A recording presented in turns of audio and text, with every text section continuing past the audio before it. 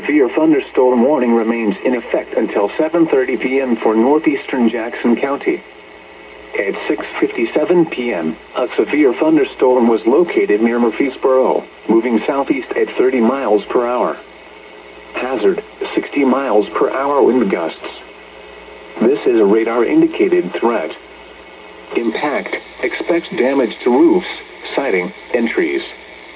Locations impacted include Carbondale, Murfreesboro, DeSoto, Elkville, Dowell, and Brigands.